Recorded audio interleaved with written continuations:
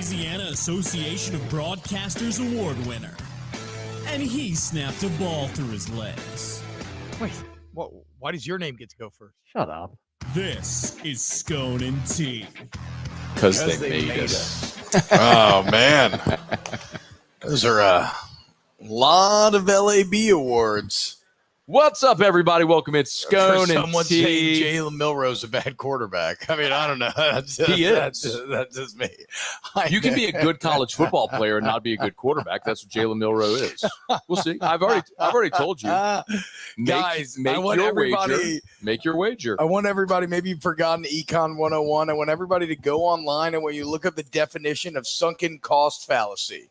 And if I've done my job correctly, Matt Moscona's picture should be directly next to it on Wikipedia. I don't think that makes sense at all. Yes, because you have sunk a lot of time and energy and effort into the Bama's burning, and DeBoer's a bad coach. I never said DeBoer's a bad coach. Milroe's never. Milroe sucks. You said never Milroe sucks. said DeBoer was a bad quarterback. You said Milroe's a bad quarterback. And I believe he is. Crazy. I think he's a great athlete, and great athletes can win at the college level. Tim Tebow is the greatest college quarterback if you try that to I compare saw. the throws that Jalen Milroe makes to Tim Tebow, I watched Troy Smith win a Heisman. I watched Eric Crouch win a Heisman. I watched Jason White win a Milroe's Heisman. Arm so much right now. He has good arm strength. I do not believe he's a good passer. Okay. Jamarcus Russell, Mitchell Trubisky. You want me to go down along Zach Wilson of guys with great arm talent that I don't believe are great quarterbacks? Again, T, I'll tell you. I'll say it again. You and I aren't going to settle the argument. So name a wager. We'll look forward 5 years, whatever Jalen Milroe is, and that'll be our bet. This is so bad. You cannot have whether or not he's a good quarterback hinge on NFL success when you just named a ton of great quarterbacks who just didn't make it in the NFL for one reason or another. Because you can be a good athlete. You can be a good athlete who plays in college because you can run and you're better than college defenders, which Milroe is, very good runner. He's not a great passer, which you have to be a great NFL quarterback. That's just not even the conversation. It's like we said, look, I thought Georgia was going to edge it out. But once again, the difference in the SEC championship was the difference in this game. And it was Carson Beck making the mistakes, even though Carson Beck made way more plays this time around. And Jalen Milroe making the plays and not making the mistakes. Hell of a game, though. Awesome game. 14 Beck outplayed him in the second half. His terrible mistakes dug them into a 28-0 hole, which they dug out of. And then Ryan Williams, amazing player, man, made a great play. So why are we talking about that exclusively? We haven't even started. Welcome into Curbside here. Scone and T. We're every Thursday. Because you tried to say he was an awful quarterback, then he had an incredible game. He is an awful quarterback. He's a great athlete. He is not a good quarterback. And I think that will bear out in time. You'll see that. You're probably hating on the Ryan Williams throw, too. And DeBoer specifically talked about in the postgame, that's a throw that they've worked on in practice that he's been trying to convince him how to throw it up. Yes, because the DBs, it's Matt. If you listen to OTB on Wednesday, Matt Flynn broke it down. Yeah, just threw a jump ball. That's great. The DB's back is to him. You underthrow it a little bit. It's like akin to a back shoulder throw. Just throw a jump ball. Let your better player go make that play. Guess what? That doesn't work in the NFL. Except it does because the DB's back was turned. It's more than just throw a dump ball. There's a jump ball. There's a deeper pathos to it. Like DeBoer specifically talked about it after the game. Yeah, throw a jump ball. I think because our guy is better. So just throw a jump ball to it. I mean, it was probably the greatest. Maybe you draw a flag. It was probably the greatest play that I've ever seen in my entire life for Ryan Williams. That was RG3 broke it down best. He said he mossed the guy. Then he pulled the Mike Vick, split the defenders, make them run into each other. That was the and wild then he part. went. That and then pirouette thing was incredible. The like jump when he landed cut and spin made no sense. And then he went Tyreek Hill, just burn him on the edge to the end zone. It looked like the defender was just totally misjudged. After he did the pirouette, the defender misjudged his speed. He thought he was going to be able to pin him on the sideline, get out of bounds, and then he was gone. I'm saying. That's why it was incredible. Every part of it was. It was an incredible play. Yes. All right, we can start the show. All right, welcome into Curbside, y'all. It's Scone and T. We do this Thursdays from Curbside on Government Street. God, such an awesome place. Great crowd here tonight. He's T-Bob. I'm Matt. We come here. We talk about sports and anything else. Great spot to bring the family. Tonight's show, as always, is also brought to you by AVID Inspection Specialists. We appreciate so much our sponsors who help make this show possible. You can watch on YouTube, smash the like button, subscribe to the channel, Facebook, like the page, share the post, all that good stuff as well. If you've got a home inspection that you need, even things like mold, call Christian and the gang over at AVID Inspection Specialists, avidspecialists.com. And Bayou Transformers, man. When your Transformers down, it's not just like, we'll get to it. It's just an inconvenience. No, it's a We'll get to it. It's a cost to your business. Figure it out. Right? Figure it out. And at Bayou Transformer, they understand that urgency. They're ready to assist, whether it's maintenance, reconditioning, full replacement. They'll get you back to full power swiftly, efficiently. Comes with a 5-year warranty on all rebuilt Transformers and a rapid turnaround time. So your solution for all your Transformer needs, go to BayouTransformers.com, BayouTransformers.com. Shout out these guys. That's why we're doing the show. Man. And also, again, I really can't stress this enough, guys. While it's still a little hot outside during the day right now in the year, it feels unreal out here in this nice Thursday night weather. We got plenty of room for the kids to run around. It's gated. You don't got to worry about them getting outside. You can come have a drink, burgers. There's a whole crew under there watching Thursday night football underneath the other patio. Like, this place is an elite place to watch football, have a delicious burger, have a drink if you want, let the kids run around, and you come hang out for some Scone T. By the way, Van Lathan agrees with me. Super chat, Van Lathan. Yeah, Shout no. out. Van Lathan agrees with me. No, no. I mean, he said Milroe's made leaps at QB still limited though. And You you're say he saying sucks. you're saying he's awesome. And He is. There is such thing as hyperbole, and he doesn't. He Say is not it. awesome. You Say said he's it. awesome. He is awesome. He's number one in the Heisman voting. I don't care, T-Bob. I don't care that you're number one in the Heisman voting. Okay, I just told you, Tim Tebow, Eric Crouch, Troy Smith. And You those wanna guys suck. No, those guys are awesome at football. That's the thing. They were good college quarterbacks because when you have a roster made up of 1 to 85 of superior players with a better Can't say that offensive against line, Georgia. with better receivers, That's the even with- playing field against Georgia. I don't know that that's necessarily the case. Yeah, it is, but I dude. also think, like, is any Georgia cornerback going to be as good at the next level as Ryan Williams is as a receiver? I don't think so. I mean, He's 17, dude. he is objectively great. I'm not arguing that in any way. Look, I think Van's kind of in between us, but yeah, no, I mean, I have no Corey problem. said Milroe's the same dude who got benched for a lacrosse player quarterback. I have no problem saying that that Jalen Milroe is an awesome college quarterback. I mean, look at the stats, but whatever. It doesn't. You can be an awesome college football player and not be a great quarterback. Okay. That's what I'm saying. This is He getting, is an awesome player. This is getting circular in a way that I find to Which be is why- vexing. Which is why I said to you last week, and at least 5 times now, we're not going to solve it. So we don't have to, but you're not going to convince me. I'm not going to convince you. Yes. So you come up with some terms of what means what that will determine if, and I'm going to tell you, he's more Mitchell Trubisky What I than am he telling is you, Jaden Daniels. Mitchell Trubisky could not hold his jock on the college level. He could not hold his jock, couldn't sniff it on the college level. Mitchell and- Trubisky and- also was playing on the North Carolina team that had no pros on it. I don't care.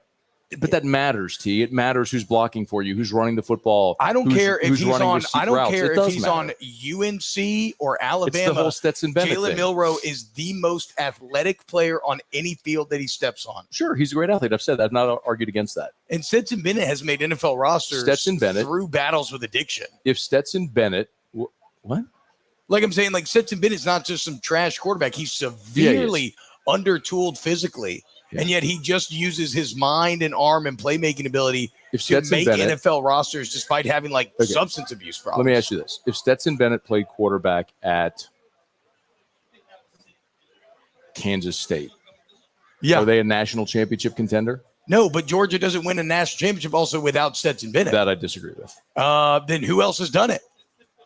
Why didn't Beck do it last year? Why didn't anybody do it? Who beat CJ Because- Stroud by throwing for 374 and 3 because the- touchdowns? Because We looked it up he- last week. He didn't do it last year because the College Football Playoff Committee decided to leave the best team in college football out because they had an out to do it and an undefeated team. Like that's a flawed argument about college the football. only thing I would say about your argument of like set the parameters on a Jalen Milroe hypothetical Because you know he stinks and he's not going to be a good NFL quarterback? Absolutely not. I would bet on Jalen Milroe being a good NFL quarterback, but that's a bet that is a fruitless bet for me to take and just throw all the evidence that's actually in front of our face, like him being a top 5 pass efficiency guy last year, a top 5 passer rated in the country right now. I think he's 3rd, number 1 in the Heisman, incredible stats against Georgia to get that win. So you want to throw all that out the window to ask, will this guy be a good NFL quarterback when even the most surefire prospects don't end up being good NFL quarterbacks sometimes? You're trying to get me, you're trying to entrap me, and I'm not going to fall for it. You are the one that has to justify throwing out all the objective evidence that we have in front of our face that he is a damn good quarterback. How do you do against South Florida? The offensive line was garbage. So it's the offensive line's fault. No, I mean, they turned it on and won at the end. But he's an objectively awesome player. It shouldn't matter what talent you have around you. You should be able to go through it. When have I ever said that it doesn't matter the talent that you have around you? I am the one that for 10 years have been talking about the Alabama theory where the whole is greater than the sum of its parts. I agree with you, and Jason. It makes it hard. It makes it hard to evaluate Alabama talent going to the NFL, because what happens when those guys get on an even playing field? Some do awesome because they're still awesome, and some completely disappear, right? You have Mark Ingram ends up being a very good NFL player, even though he was real young when he entered. It took him a while. And then you have Trent Richardson, who looked like he was a surefire thing, and you never heard from him again. Like, you see Alabama players go boom or bust all the time. So I'm not saying that talent is irrelevant to it, but it's like I just find it so absurd to try to act like Jalen Milroe is a bad quarterback to the point where, I feel like I got to dig my heels in here. But we disagree. I'm just not going. I just wanted to make the point that, like, I'm not going to agree to some hypothetical test that allows you to ignore all the objective evidence up to this point. In saying that, you then just ignore the objective evidence against South Florida by hand waving it by saying, well, it was the offensive line's fault. Then I'll just say he had a bad game. Okay. And they won by 30. And I'll say against Georgia, he had a good first half, and then they ran for like 16 yards in the second half and blew a 28-point lead, which is also objective evidence. Anyway. And then he threw the game-winning touchdown. He threw a jump ball that an amazing receiver made a great play. Could anybody have made that throw? Hate. Could anybody have made that throw? No. That's my entire point. Kalen DeBoer literally talked about it in the postgame. Oh, you mean a coach defended his player? Shocking. All right. Jason said, talk about LSU. Put this man in the player haters ball, dude. Hate. Jalen Milroe, you may have a Heisman, but you ain't going to do anything in the NFL. That's what you remind me of, the old Chappelle skit. Anyway, forget about it. It doesn't matter because whatever. God bless the team that takes him in the top 5. I hope the Saints take him, baby. I'll quit. Let's freaking go, dude. I'll quit being a Saints fan. Are you kidding me? Milroe in the black and gold? That would be beast. You tell me the Saints have once in their history have used a first-round pick on a quarterback one time. And they finally come to their senses and do it again, and they're going to take Milroe. I would quit. I would quit my Saints fandom. I'd go be a Falcons. I'd do what your dad did. I'd go join the Falcons. Oh, that's a good technique you tried there. All right, you do it then. And then when Jalen Milroe is awesome for the Saints, you're going to be on the nerd outside looking in. Not allowed in the club. I'm quite confident of 2 things. Number 1, the Saints aren't going to draft a quarterback. No doubt. Exactly. And number 2, he's not going to be awesome in the NFL. That's the thing you can't be very confident. That's very true. Shout out everybody hanging out in the chat. All right, now we've adjudicated. We've said our piece. Nothing was solved, but we've said our piece. So now we can get to LSU and whatnot. Wait, real quick. Nola June said, I'll say it again. Matt doesn't believe the nonsense he says about Bama. He hates them so much. So number 1, I don't hate Bama so much. I'm very envious of all the success they had under Nick Saban because it could have happened here. But I don't have this like deep-rooted hatred for Alabama. The Bama is burning stuff is theatrical and fun, and most LSU fans love it, and Bama fans hate it, which is why I keep doing it. If people stopped reacting to it, I would stop doing it. Like, radio is still theater of the mind, and it's supposed to be fun. Yeah. So I like playing 0-4 tune and putting the flames up. But what I will say, and I understand, by the way, that nobody will or should look at me in any way ever as an objective commentator on Alabama ever again because of the way I've behaved in the last 8 months. I get that. So I don't really, and I'm perfectly fine with that. I don't really care. But in a very measured way, my point is this. Nick Saban won 6 titles in 12 years. There's no coach no matter how good of a coach Kalen DeBoer is, and I think he's a very good coach. I've said that he's a very good coach. There's no coach that will ever match what Nick Saban did. And when that becomes your expectation, it becomes an impossible expectation to meet, which means a safe bet. Which means Alabama fans are going to have to watch their team continue to not win national championships after they became so accustomed to doing it for so long. And they are going to melt because they're, as a bunch, generally speaking, incapable of being rational when you've lived, quite honestly, an irrational reality as a sports fan for so long. Yeah. That's a very measured way of saying what I've yelled with flames behind me for the last 10 months or 8 months, whatever it is, 9 months. But I'd say that's a safe bet. So that's really all I mean with the Bama is burning stuff. But it's just way more fun to do it the way that I've done it. Bro, I get it. You ain't got to explain to to me. I'm talking to him. Noah. All right, let's talk then LSU. Of course, Ole Miss is next on the docket. Certainly. Do you want to rehash anything from South Alabama? Oh, okay, yeah. I mean, I thought it was great. We told you to not be scared of South Alabama. I said the one thing I wanted, my main goal was for the defense to not get Guggenheimed. I said hold them under 20, and I'd be happy. You did better than that. You held them to 10, including with like a very prideful goal line stand. They didn't really awesome. Didn't mean anything, but the quarterback looked like he was going to walk into the end zone, and then it was Weeks, Major Burns, and Deshaun Spears, I believe it was, just converged like 3 heat-seeking missiles, push him back, you stop him, you maintain the pride, you go 99 yards and score a touchdown afterwards. And it was really just a great game all around. I mean, I love, too, the fact that right after you had the 2, like, just one-play touchdown drives, basically, then you came back and went 11 plays, 76. Yes. Oh, Nugs, man, bro. boys. Nugs, thank you. fries, Thank you, man. Tots, Nugs, gosh. let's go, dude. Oh, my goodness. Hell yeah, bro. With everything that's on there, I think we're good. Yeah, I think I'm good, That's dude. awesome. I'm gonna have one of these saucy nugs. I knew you would. I told him you're going to eat them all. But I've lived this life with you too many times. Better get one before I do. how was the linebacker play without Perkins? It was really good. But hold on, I'll explain more in a second. I'll talk while you chew. So we're at Curbside. They brought us some tasty nugs, fries, tots, and all. You should definitely make plans to join us at Curbside on Thursdays, right here, Government Street, next to Calandro's. Great spot. Y'all come see us here. And we will get to a brief look ahead to LSU and Ole Miss. I'll tell you, you talk about linebacker play. The one thing of note from Saturday that I think really went unnoticed was that West Weeks, who was back for the first time after missing 2 games, played four snaps and then took himself out. He's still dealing with the foot injury. So given another 2 weeks to get healthy, he should be good to go. I just wonder so they call it their Buffalo front, where they go like 4-3 with like 3 true off-ball backers. I look at the offenses they're going to play the rest of the way. T, like how many times are you going to use a 3 linebacker set? Not a lot. I mean, it's really going to be Witt, probably Penn, and a lot of the star position with Major Burns and now Javen Toviano. Yeah, mainly Major Burns there. Because I wonder how like repped Toviano is at that position. So Kelly on the teleconference Wednesday said they've moved Toviano to star. No, I know that. I heard that. Yeah. So in case they have to move. So this is an interesting question. So I don't know what you make of this. So if they're moving Toviano to star in case they have to move Major Burns back to safety, when we all objectively know Major Burns is better at the line than he is at safety.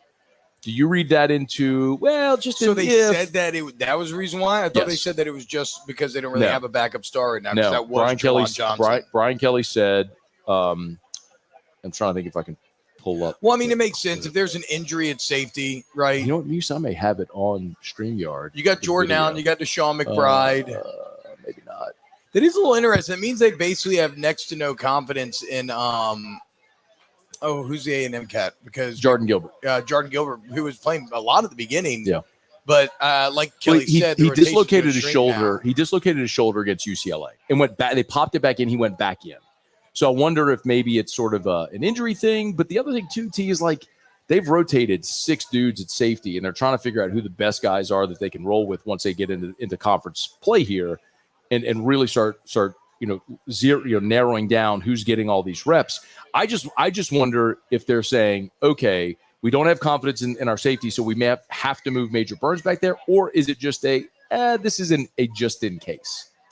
I assumed that was just in case, and I thought the Toviano thing was just developing depth. Like the front line, as you shrink the rotation heading into SEC play, the Weeks and Penn combination looked very strong last game, and it has less to do with look. Weeks is an upgrade as an every down backer over what Harold Perkins was giving you. That is not, though, necessarily a slight against Harold Perkins. It is abundantly clear that they were using him out of position. And is that because his camp wanted to, they want to make it work? Whatever. It doesn't matter. The fact is he was being used out of position, and so it was ineffective. You have your best two linebackers on the field right now.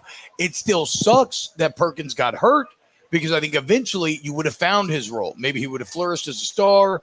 Maybe would have developed something even different than that. Like you would have found a role to make him have success in. Yeah. So I'm not like, I guess what I'm fighting against is some people are saying like, well, the defense is better now that he's gone. That's stupid. I think you're better at linebacker. You're better at traditional linebacker, but that was still a weapon that would have been used in a multitude of ways, and they would have found their way in SEC play with how exactly to use them. But it does clear up the picture where, to me, it just feels very obvious, right? Nickel defense is essentially the base defense in modern day football. And your nickel defense just is the nickelback is that star. And so why is it not just Weeks, Penn, Burns every single down? It's those three guys. And then you got Isaiah Alexander's healthy. He's probably CB1, Ashton Stamps, then PJ Woodland third. And then at safety, would you say it's Deshaun McBride and Jordan Allen? Sage Ryan's still playing safety, and he played some. He is playing some slot corner as well, like nickelback. Okay. So he's still back there. He played. He played 51. I looked this up on PFF. He played 51 snaps. Okay. At outside corner against USC in the opener. He's played one snap at outside corner since. No, that was clearly that. I don't know why they went back on what they did during spring. That goes back to the question that a lot of people ask, like, how do you not know your team whenever you start? Like, and also, in the opener, like, if you had an easier opener, you could. I think they knew. Look, Sage Ryan is better at safety than at corner. But it stands a better, clear option. And Isaiah Alexander wasn't healthy. Yeah. It's like, okay, well, you just put who has been out there on the field and is going to know where to be, and all of he's limited. I think that's why you saw that. But as soon as Isaiah Alexander came back, boom, it was like, Sage, get back to safety. Yeah. And, while I remain frustrated that LSU again seemed to have a bit of a misunderstanding of their personnel exiting the preseason portion, I also do take what Brian Kelly said at face value about having young coordinators, it's a new team, new coach staff in a lot of ways, and they're learning their players. Do you ever feel like I feel like you see that on the field. Like they're learning who their guys are, who they can rely on, how best to use them. Like the week-to-week growth. Somebody asked me, it's been out of town all summer this morning at workouts, like, what do you think about the LSU team? And I basically said, look, I think it took a kind of an early resetting of expectations a little bit. And then, but this is a young, scrappy, fun team that is getting better every week, getting a little seasoning, and that there will be some setbacks I think down the road that may be frustrating. But I was kind of talking about this morning. I really like cheering for this defense, dude. They play hard and they're young, and they're being thrown in the deep end, but they're fighting and scratching and clawing, and they're playing with better technique. And they're getting more assignments now. The young guys, especially at tackle, are so encouraging. Like Ahmad Bro, Don McKinley, like it's just encouraging to think like what.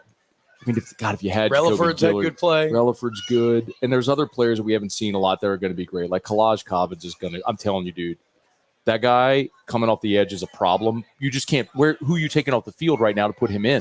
You taking Swinton or Womack or Savion Jones, Relaford, you're taking those guys off the field? Of course not. So, but they've got they've got young talent in the pipeline, man. They're going to keep getting better. They're just so much better coached too now. No doubt. It's just crazy. Peoples with the edge, Bo Davis with the middle. What Raymond and honestly, really the DBs are the group that has to improve the most. But like, I believe in Corey Raymond and I believe in Jake Olsen Pete Jenkins as well. sent me that today. Oh wow! Look at that. It's dude. Coach P with Kevin Peoples and Bo Davis. The legend, dude. Like he said 2 good coaches. I was like 2 good coaches in the GOAT. Yeah, good dude. Love Coach Pete. He's great, man. Pete. Dude, Coach Pete called. So Coach Pete called me. He wouldn't mind me saying this. He'd tell you the story. He called me last week and he goes, "We're talking about Coach Pete Jenkins," and he said, "Matt, I gotta tell you a story." He said, I was looking for your show. And I put on channel 19, and it's just not coming up. And I said, Donald, why I can't? Where is Matt's show? I can't find it. Because I realized I'm in Destin, Matt.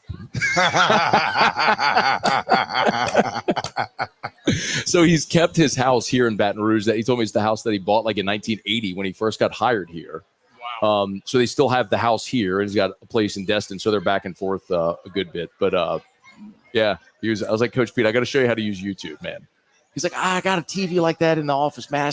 I can't get it. I can't figure it out. Yeah, it's tough, dude. It's like, Coach Pete, I can show you, man. We'll FaceTime. We'll get it done. He's great, though, man. So I think that have you told him that we chant his name every time there's a good defensive play? No, I need you to. You need to explain that to him one day.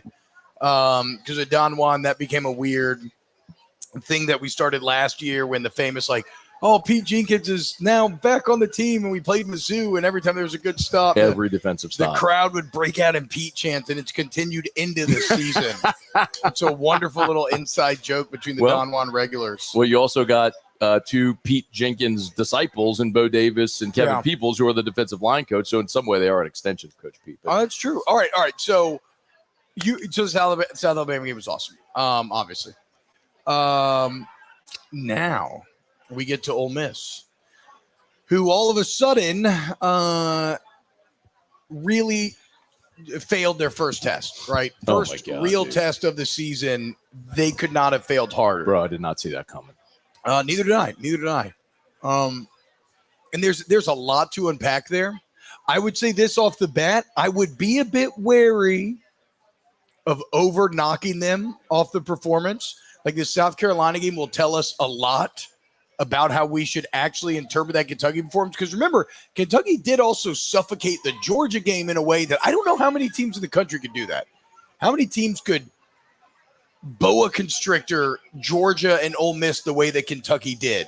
Because, I mean, honestly, Matt, it's also down to just like there's not many teams in the country that offensively can sit there and run the play clock down to 1 every single time. Yeah. So many people what they tempo. practice. Yeah, it's not what they do. Yes, like you can't just do that all of a sudden. So like look at us agreeing. High five. We agree. So yes. They are a bit like, it's not that you can just say, oh, we're just gonna do what Kentucky did. Like I don't think a lot of teams can. That said, if you're an Ole Miss fan, it's impossible, I think, not to be questioning your toughness. I mean, you had the first real test, you got punched in the mouth, and you folded like a lawn chair. What if? So, but all right, so here's trying to think if I even want to wade into these waters, but I will. Okay, so Ole Miss was a 4th and 7 defensive stop away. 4th and 7 when they threw the deep ball. 4th and 8, I think. And they threw the deep ball. Yeah, they're that away from escaping. Yes, escaping is the word. And make no mistake, that would have been an escape. Kentucky made the play. They went on and won. Credit Mark Poops. I'm sorry, Mark Stoops. Yes, I retired the nickname because he learned from his lesson. He learned his lesson. He's still trying to maintain the Georgia situation. It's different. It's not different. It's not different. He finally just went for it this time.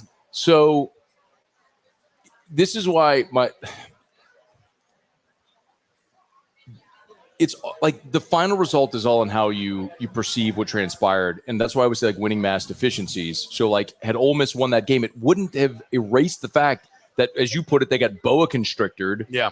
And I mean, Kentucky held the ball for 40 minutes, but the narrative becomes, oh, what resilience, and you found a way to come back. That's like the thing with Bama. It's like, well, they found a way, and they did, but you also blew a 28-point lead. The same thing is with Ole Miss, as I say, you were right there to come. Same with LSU against Southern Cal.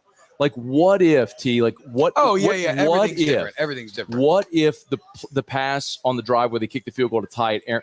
Nuss makes the throw to Aaron Anderson, Yeah. and he scores. Yeah. He probably scores, Yeah. and you win the game. How different is our the team is no different, but how different is our conversation if you are 5-0 and number 8 in the country right now, getting ready for Ole Miss, as opposed to 4-1, number 14, and people are like, oh, defense isn't very good. So I think there's a weird thing in football that is hard to watch this shirt now. I think there's a weird thing in football that is hard to I'm not even sure exactly how to verbalize it. I guess what I'm getting at is, when you say things like bad teams find a way to lose, and LSU's not a bad team. That's not what I'm saying. What I'm saying is, like, yes, those margins are razor thin, and we make sweeping proclamations based off of razor thin margins. But the best teams, like the ones that are the really good ones that deserve to be like, oh, they found a way to win. They do find a way to win. Like there is something I don't. Yeah, exactly. I don't Chiefs are know. 4-0. They could very easily be 0-4. I don't know how to quantify it. The Saints could be 4-0. Yes, They're Saints are 2-2. the opposite. Exactly. Right. So I don't know how to fully quantify it or say it, because you're right. Like the talent's the exact same. It's just one play, but maybe it's that over the course of a game, it's an accumulation of these tiny moments that creates a thin margin. But really, the accumulation of the moments is a result of you being flawed in these ways. I don't even know what you just said. I'm just saying that the margins can feel so thin, but it can be built up over. If you think about USC, it was a lot of small plays. There's a lot of small plays that ended up creating that win. For USC. example, you had a 15-yard penalty after a touchdown. Yeah. So you kick off from your 20 instead of your 35, instead of Aaron Burrell kicking it through the end zone, which he would have kicked the ball through the end zone. They get a return. They nearly house it. They get a short field. Great tackle by Burrell. That was a great tackle by Burrell. But yeah. I mean the USC catches that they made, some of your false starts. Not getting a 3rd and 1. All plays that don't lose you the game in and of themselves, but they add up to a razor thin loss. But all plays indicative of a team that maybe is not. I guess all I'm saying is be wary of the logic of if you had made this one play, then we think they were a good team, because a good team does make that one play, or at least a good team at that time. But we are all guilty of being we hyper focus on the results. So that's what I'm saying, though. I think there's something to be said for the results being hyper focused on. Maybe so, but at the same time, I also think sometimes there's things out of your control. For example, 2007 LSU lost 2 games, won a national championship. We sometimes talk about the 2 games, but in history, the historical context, people won't people who never watched that team aren't going to look back and go, oh, those 2 triple overtime losses. And they're just going to know that LSU won the national championship that year. It's quite honestly the same with teams like a lot of Nick's Bama's teams. I know Bama and Texas fans go back and back about the Colt McCoy injury in 2009. Did Bama really deserve a shot at LSU in 2011? I'm not trying to open. No. But they last year. I mean, 2003 LSU lost to Florida. That game doesn't matter. I know. You lost 19-7. Doesn't matter. Because you won that was miserable. Yeah, that was a miserable game. Skylar Green punt return for a touchdown. Yeah, early on, I was like, oh, we're money. We Gucci, man. Couldn't remember who the Florida tight end. They couldn't cover the Florida tight end that day. He was really good. I don't remember his name. But okay, so he you're wasn't right. the murderer. He came later. Ole Miss, very close to escaping, but they do not in the end. And where I would be most disappointed as an Ole Miss fan, Matt, is that you put you're an Ole Miss fan? If I said if I was an Ole Miss fan. No, I'd say that's what I'm saying. That's the thing. I'm an Ole Miss fan. Come on. Keep up, T. Keep up. So it would be that what has held you back, even though you would have made the 12-team playoff 2 of the last 3 years, what has held you back from winning the big game against the real championship contenders has been the O-line. And this was kind of the first test for that offensive line. And while, I just you didn't pass. You allowed Kentucky to control the game. And so it's I know Kentucky is a very good D-line, but it's are you going to be able to hang with those championship teams? I don't know. I don't feel like you can still make the playoff. Zach Rome said, Matt and T-Bob, would you rather South Carolina beat Ole Miss and make us look better, or Ole Miss win and look better coming to Death Valley? Honest answer. Who are you pulling for in that game? Honest answer, I don't care. But if you want me to pick one of the two, I would want them to win. I would want Ole Miss to win because then if you win, you get greater.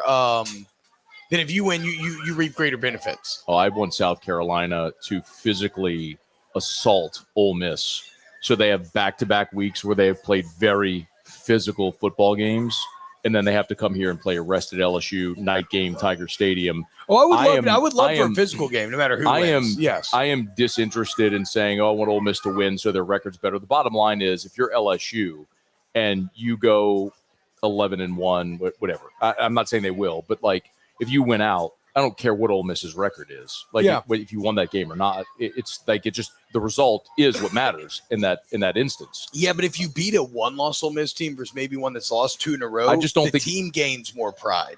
The team gets a little more. Van with the $10 shoes has been true. Look at our guy over there talking about the tight end. Oh God, Ben Troop, Jesus.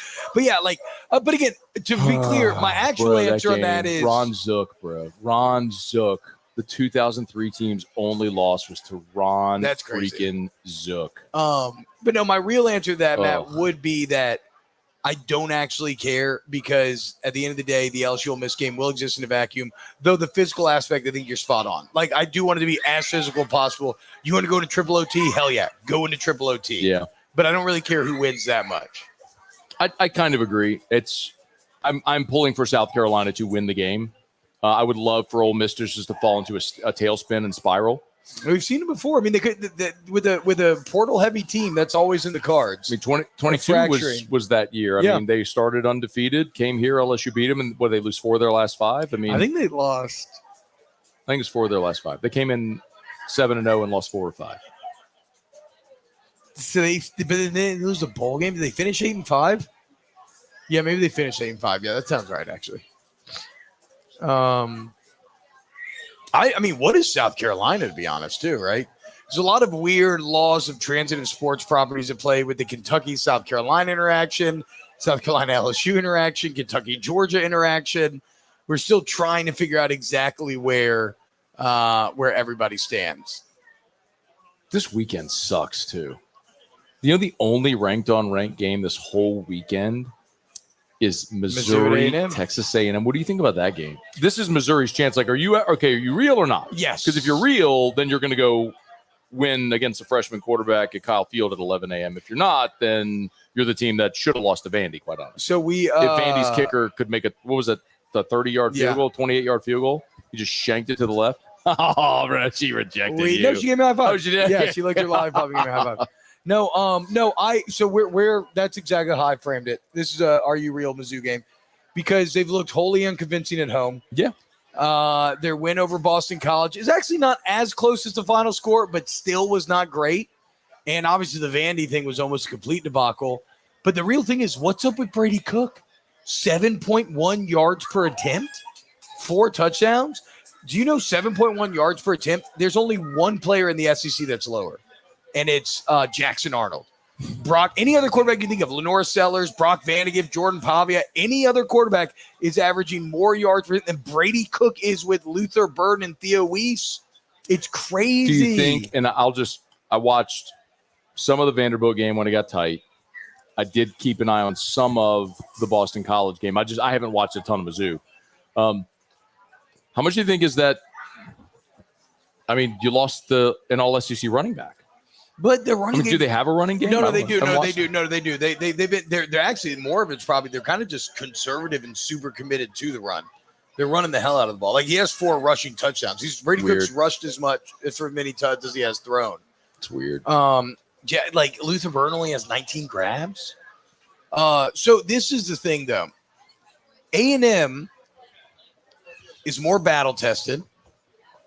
That opening game against Notre Dame's a big boy. Sorry. What are you laughing about? My ex-brother-in-law is a South Carolina fan. I want him sad again. The total degeneration of sports fans where you it sounds like you just want your sister. You just want other people's misery. Or it might be like his ex-wife's brother. Oh, you're right. Yeah. Either way, yeah.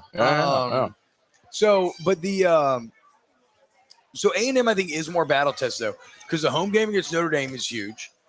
People overlook it, but going into the swamp was an interesting moment for them early on. They come out with a clear victory there. Golly. Bowling Green, I mean, they gave Penn State and A&M pretty good battles this year. And then that Arkansas game is always insane, neutral site tight game. So A&M is still deeply flawed. What was it? The brother-in-law cheated on his sister. Yeah, see, there you Screw go. that guy. Yeah, dude. screw that. I want him sad too. I hope he's crying in his cups this weekend, bro. I guess we got to go for the Rebels then. But so I like A&M. A&M's finding their way, right? They're going to run the ball with Le'Veon Moss. Marcel Reed's going to not make mistakes, maybe make a play or two. Although I'm hearing Wigman's going to play, which seems crazy to me. I don't know.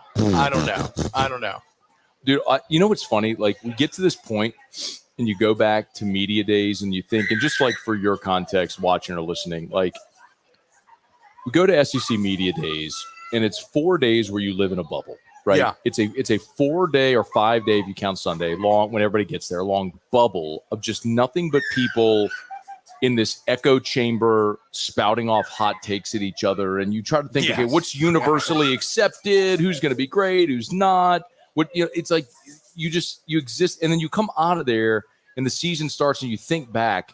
Like, we played a clip today on AFR. I remember I had one of our guys who covers Oklahoma on the show, Eddie Radosevich, who's awesome, by the way, if you've never talked to him. I've never talked to him. I've been a long time Twitter admirer of dude, Eddie. He's so funny. He is the Oklahoma guy. But he told, like, when Oklahoma came into the league, we had him on the show, and he was like, he made some crack about like wanting to go beat up Vanderbilt. It's like the first day in prison where you have to go beat someone up. He's like, so let's just go find Vanderbilt. Like, dude, it was so perfectly timed. No, he's a great Twitter follow. At that moment, I knew I loved him. But anyway, I asked him, I was like, hey man, it feels like the whole narrative around Oklahoma is like, y'all kicked Dylan Gabriel out so you could play Jackson Arnold. And he's like, oh, absolutely. It was known last year. The plan was Dylan Gabriel was going to go to the pros after 1 year, but he wanted to come back probably because NIL, he could make more money.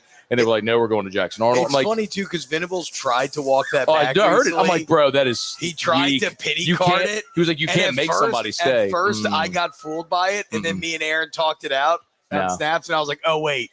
I'm just gullible and giving him the benefit of the doubt. And now he's trying to play the sad boy card. They ran him out to play the 5-star. Absolutely. And that's the thing. This is deviating the conversation, but that's the thing that I keep warning like LSU fans who are like, man, Hope Nuss has an awesome year, but then goes pro. So Bryce Underwood could come play next year. I'm like, be careful. A fifth-year Nussmeier or a true freshman, no matter how high his ceiling is, give me the fifth-year Nussmeier. Like, it's not especially look at the second-year jumps that LSU quarterbacks take. Bring it all the time. Mettenberger, Burrow, Daniels.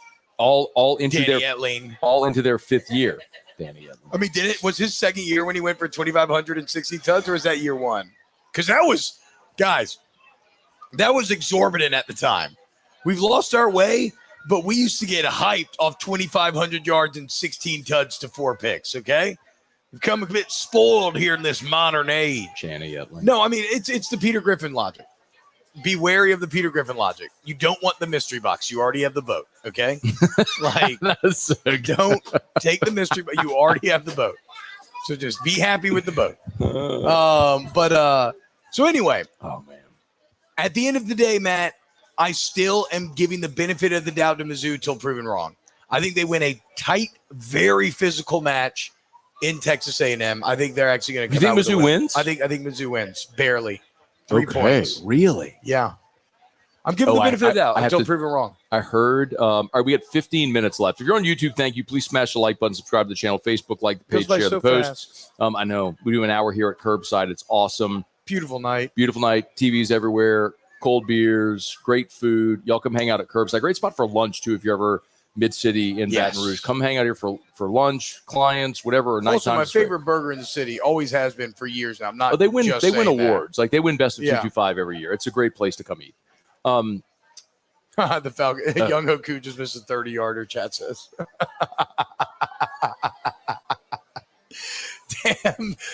damn you, Koo. That's not Koo, is it? Bro, I was so mad Sunday. Oh my gosh, I do these immediate post game reacts for the Saints on my personal YouTube. Probably a lot of people have been there Sunday. It was the first 5 minutes was probably the most vulgar I've been. Remember, not now. No, I know. If y'all are listening, I hope y'all can hear like the bird song of children laughing and playing in the background. It's quite idyllic. So the thing I was going to say is I heard you and Jake this morning and Alondra talk and Taylor talking about A&M and Lady Reveille. Bro, that's so I don't weird. know. I don't did not know any I of that. feel like I've told you this before. I was offered a Corps of Cadets scholarship to Texas A&M University. I went and toured the campus and toured the cadets and all like the cadet hall and all that stuff, bro. So you're telling me there's another there's in the quantum list of infinite realities, there's a reality out there where Matt Moscona became the cadet in charge of Lady Reveille. Yeah. Bro, so I applied out of high school and I was actually gonna go there. Like I had filled out my paperwork to go to A&M. And then we were going, my brother finishes freshman year at Notre Dame, and we were going to bring him back home. My parents and I were just going to drive up there, drive back, whatever. It was like 16-hour drive to South Bend. And I'd gotten into Holy Cross up there as well. My parents were like, well, why don't you just go see this place just before you make a decision? So I'm like, okay, fine. So we go up there, we tour, whatever. Oh, this is literally how it happened, T. We're walking out of the main building at Holy Cross. And my parents were like, what do you think? I was like, I'll go here. We walked right back in, filled out the paperwork, and I that's literally how it happened. But after I transferred after my first year at Holy Cross, I applied to LSU, to A&M again, and somewhere else. I don't remember. I don't remember. Anyway, ended up at LSU. LSU. Best decision I ever made was going to LSU. I just didn't want to go to LSU out of high school. I wanted to go do something different. That makes sense. But LSU was awesome. It was the best. Like I mean, as much as we all love LSU athletics, like I love Louisiana State University, my alma mater. Like I don't give money to athletics. I give money to the manship school, and I cherish my time being a student at LSU. Like I loved being a student at LSU. It was the best decision. But anyway, being a student more. All that to say, I went and did the whole Corps of Cadets tour, their museum thing, learned all about Reveille, the highest ranking officer, how there's a cadet that is in charge of the dog for the whole year and takes him everywhere. And if the dog barks in class, the class is dismissed. It's dude. But the sleeping on the bed thing's that's weird. You know about that? Yes. Oh yeah, dude. Yeah. Yes. Of course. I don't know all about it. I can't believe we never talked about this. I thought I told you. Unbelievable. They offered me a scholarship to A&M. I just can't imagine. What if that guy accidentally kills the dog? What if it gets out of the house? It gets run over. He loses it. Does he suffer a firing line execution? The firing squad? Yeah. Do they string him up? Is he shamed and whipped and tarred and feathered? Oh my God. Geez. Needless to say, you're basically you're in their minds, you are in charge of a deity. I mean, they treat the dog like a deity. The dog is the highest ranking officer in the A&M Corps of Cadets. Needless to say, I didn't go there. Needless to say, team, I was not impressed when I went into the Corps of Cadets. Yeah, you're this is not for me. Yeah. I passed on the Corps of Cadets scholarship at Texas A&M. Wow. So apparently Young Hoku missed. It's Young Wei. Then there was a penalty. And then they moved it up 5 yards, and he missed again. No. Good. I'm on Tampa. What's the score? Oh man, I don't know, dude. Why are you upset? Oh, because of the last week? Oh yeah. Poor Saints, dude. Poor Saints, dude. And you knew he was at 7-7. And you know what else is a cruel twist if you really want to think about it? He had almost that exact same field goal years ago. Daniel. And it was the one play that Marcus Davenport ever made. He blocked that field goal 5 years ago or whatever in this similar situation.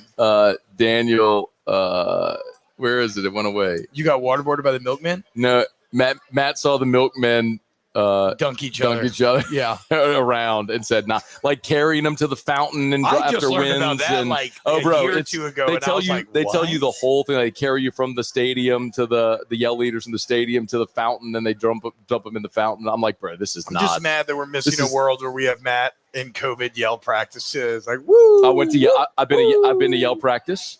I mean, I would go to Yale practice. That'd be awesome. That'd be like a college football bucket list thing. What I remember, what's funny is how they got totally like memed because of all the COVID like streaming Yale practices, and it was just so bad. I don't remember the bad jokes when I went, but then again, I probably was just looking at who I was going to make out with. Full stadium. Yeah, exactly. Like no. But I mean, it's like a full section, right? It's like the students. One whole and stuff. side of the stadium. That's what I mean. That's crazy. Yeah. Oh, yeah. Everybody goes. And it's as much of a party and social event as anything else. Yeah. So during COVID, it looks really awkward. So at the end, they turn off the lights and you make out with your date. Oh, nice. And if you don't have, if you're not with a date, you hold up a lighter and what was his name? You hold up a lighter. That's pretty good. You hold up a lighter and you just find someone and you go, yes, for real? Yes. And it's totally acceptable. Oh, that's cool. So there was someone like 2 rows in front of me who was like, let's go. That's what you do. So I'll just, if my wife is with me, I'll just tell her, hey, look, win in Rome. You got it, bro. Win in College Station. It was really cool. And they turn the lights on. She's like, you're 35. I'm like, yeah, my bad.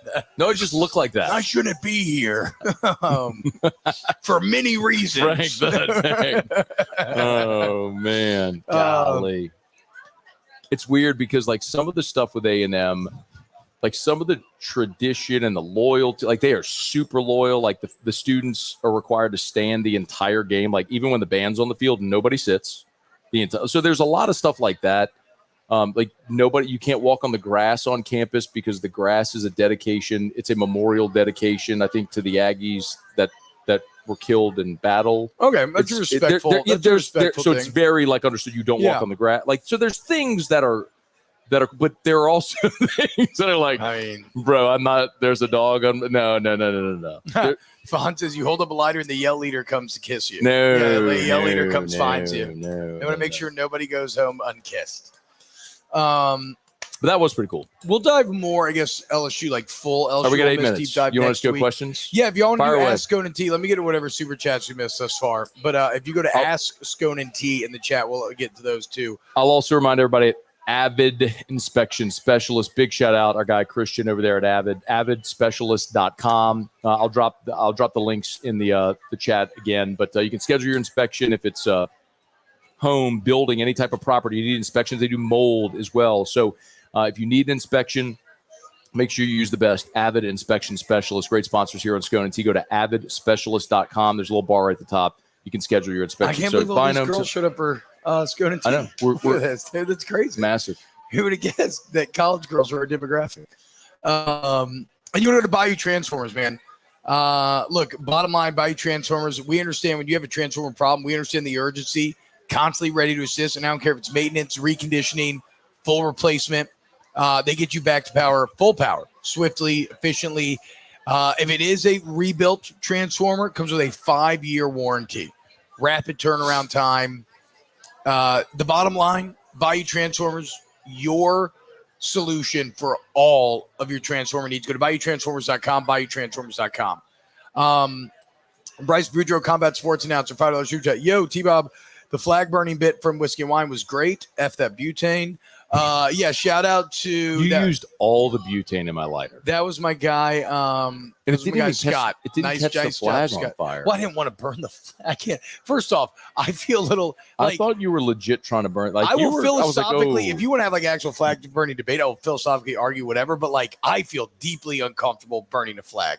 Like, I believe it's kind of an inherently American right to burn a flag if you want to, and it's what separates the country. But I like even something like that. So no, I was never actually going to catch the flag on fire. Plus, you can't Plus, you're inside. Yeah, no, that's what I was going to say. It's not Plus, even about the. You can't light you can't create a fire inside of a place of business. But I know you.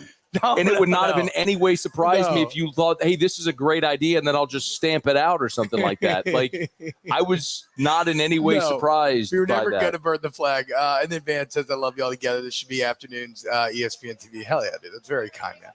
That's very kind, man. I'm not working with him every day, Van. It's small doses. We love each other. People get that. But, like, you know. There's moderation in everything. Right? Absence makes the heart grow fonder. Except you. You don't moderate anything. You're the excess in everything. I was thinking about this last week when Nathan was here. So Nathan is responsible for one of the most quintessential whiskey and wine moments, period. It was after LSU beats Alabama. And and it's just we would go live, the overtime play, everybody's going crazy, and we're all just like, I'm exhaling. It's just this mob of Heart people pounding. And Nathan's like, he's like, and I don't know Nathan at this point. Yeah, I recognize him as a guy that comes, but I didn't really know him. He's like, hey, you want a fireball shot? I'm like, no. And he goes, he disappears and comes back, goes, you want a fireball shot? And you're like, yes. Yeah. This was all the shots, all the drinks, drugs, all the shots, all the drinks, all the drugs line, courtesy of Nathan. I agree. That is very, that is kind of whiskey and wine distilled down in a lot of ways. Ask Scone T. Do you feel like playing South Alabama actually helped us a little on defense because they were in a similar O to Ole Miss, lots of movement and eye candy? It certainly didn't hurt. I still think when you're dealing with a Lane Kiffin offense, you're talking about a different level of schemer in terms of manufacturing mismatches, creating shots. Again, I told you, we talked to Matt Barkley not too long ago, and he said like that was his main memory from playing for Kiffin was like he never had a coach that could engineer that stuff as well as he could. I just remember one time talking to Verge in 2008 and just about the playing to help, whatever. And he told me they scheduled App State in the opener. That was the game, if you remember. That was my first game I ever played him. So Gustav was coming, so it ended up playing at like 10 a.m. Yeah. And then I think the next week or 2 weeks later was Auburn. Yep. There. And that's when Jarrett Lee he was actually offensive player of the week for the country. Through the touchdown pass to Brandon LaFell. There was another, I think, like, did Keelan or Kadron Boone, someone else threw No, I it. think it was Keelan Williams. I threw the touchdown pass. Chris Hilton, maybe somebody. I can't remember who Not was Chris two. Hilton. Chris Hilton's playing now. He's old, but he's not that old. Chris Mitchell, maybe. Oh, maybe it was Mitchell. I thought it was Boone. Maybe it was anyway. It doesn't matter. But yes, we had a running back touchdown. I remember throw a touchdown. I remember talking to Verge specifically, and they talked about scheduling App State because that was the year after App State beat Michigan and won the FCS, or I guess they didn't call it FCS at the time, whatever they called it at the time.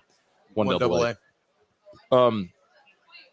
And he said I don't know if that game got scheduled late or so. Anyway, and it was because the new OC at Auburn came from App State.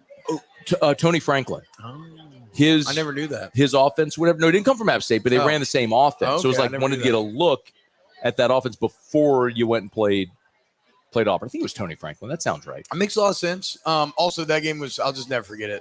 App State in warm-ups had all black on, no shoulder pads, and they were just like, get us out of here, dude.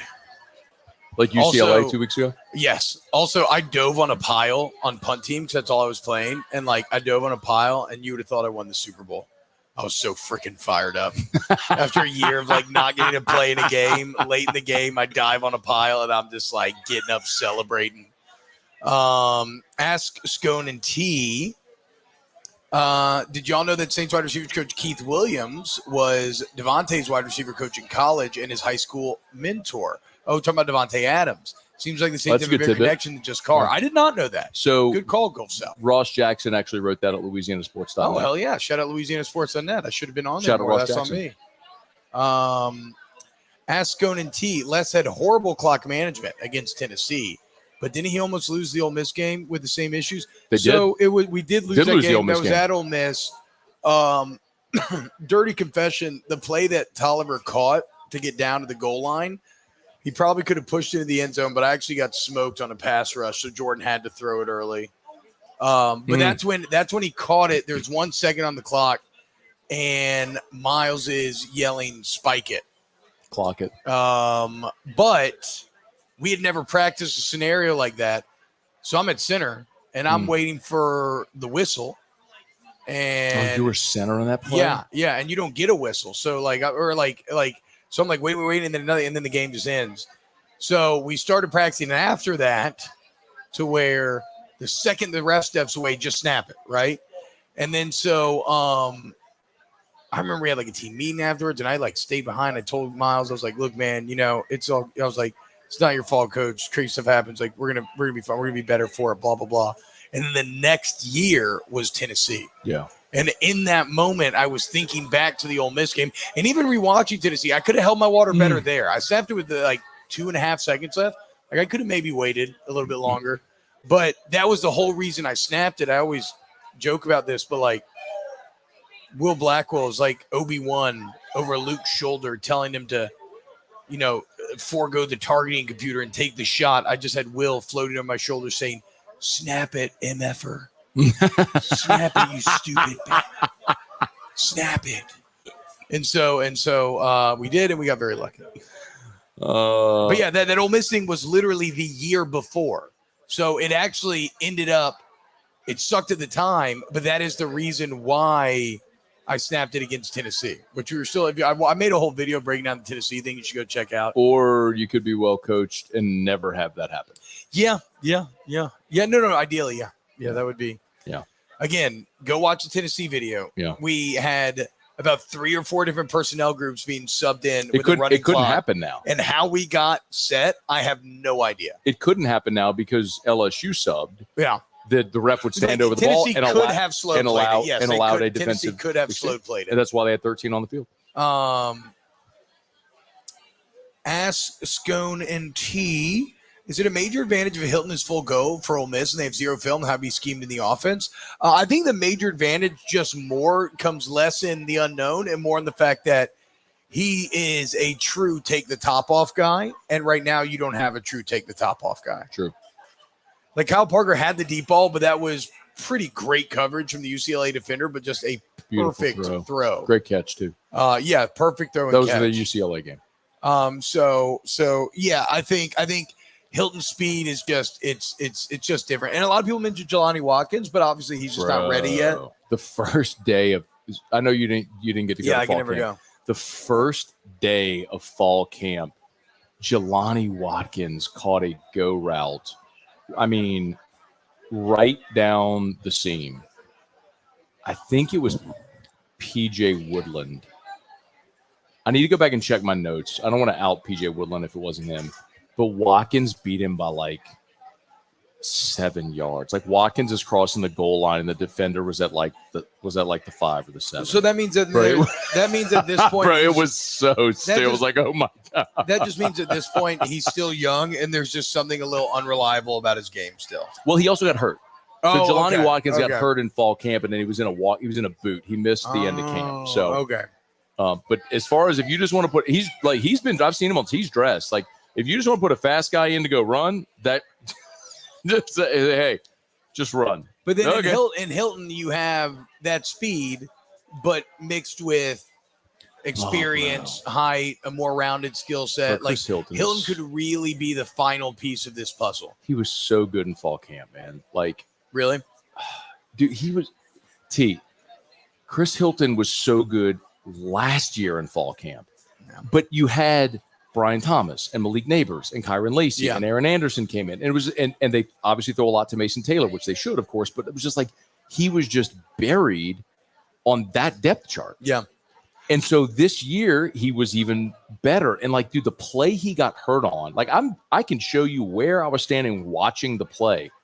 They were running 7-on-7, a 2-minute offense, and Nuss throws a pass front left pylon, and it was Hilton who went through contact against Jordan Allen, and he came down, I guess, landed on him, came down, however it was, and he caught the ball inside the left pylon and scored a touchdown. Damn. And then he was, I watched him limp just from that. It was the field against the indoor facility. Yeah, I know. And he was walking like toward Skip Burtman Drive, like toward that door to go in. I mean, I have its visual. It's in my like, and it was the last Saturday of fall camp. God, it was just like he was so good, man. This is also kind of a revenge game for Hilton because Jaden put that ball on his hands last year against all odds. That was tough. No. It's not. I don't want to be misconstrued here. I'm not saying like, oh, you got to make that catch, right? That would have been an unbelievable play.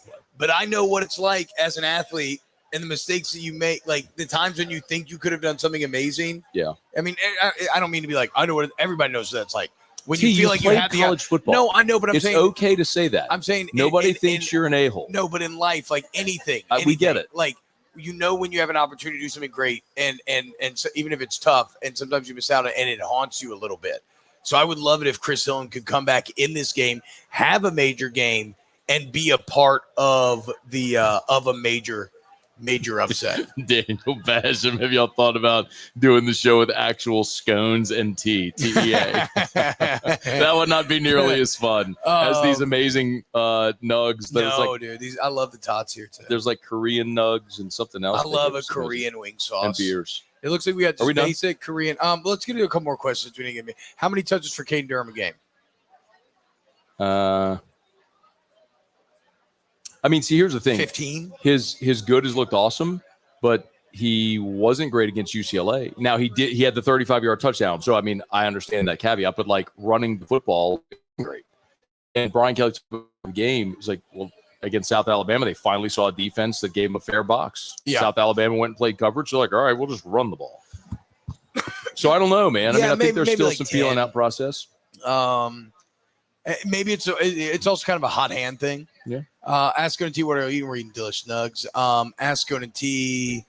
There's one more here. Oh, Ole Miss next 3: South Carolina, LSU, Oklahoma. What's their record after the 3-game stretch? I'll give them 2-1 still. I'll give them 2-1, and I'm hoping that one's LSU. I mean, before the seasons, I agree, 2-1. Before the season started, I picked LSU to win this game, and it was less about the two teams and more about the spot on the schedule. And nothing has dissuaded me from that at this point. Ole Miss will be playing its 3rd consecutive SEC game. Yeah. It will be playing its, when it comes here, that would be its sixth consecutive game. Back-to-back road conference games. It's the same reason why nobody's going to like this. I don't like LSU going to A&M. That will be LSU's 3rd consecutive SEC game, back-to-back road conference games. That is A&M. But the one thing about that, hang on, A&M before they play LSU,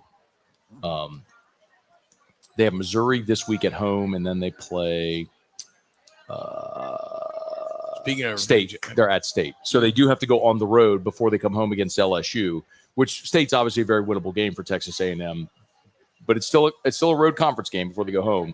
But that A&M game for me is spooky. LSU hadn't won there since 2016. Tommy Moffitt going to have them boys. Yeah, I'll be ready. Angry. He's gonna be. Did Q miss 3rd? I hope not. All right, that is. I think that is it. Oh wait. Smash the like button. Okay, last one. Asking the only concern I have with Hilton and Ole Miss is will he trust his body to put 100% or still be worried about putting. So I would think because I mean they've been saying that you're slow playing it to get back to 100%, right? If he did play, I would feel like he would be fully good to go. Chris could have played last week. They didn't need him to play. Yeah, no, you don't need to play. Don't risk it. You know what I'm very excited for? Rings of Power season finale tonight. Let's freaking go, dude. Sauron built different. Let's see what happens. All right, shout out to Curbside. Love Curbside. Shout out AVID Inspection. Shout out Bayou Transformers. Shout out Mish. All right, we're done. Mish you. Love you.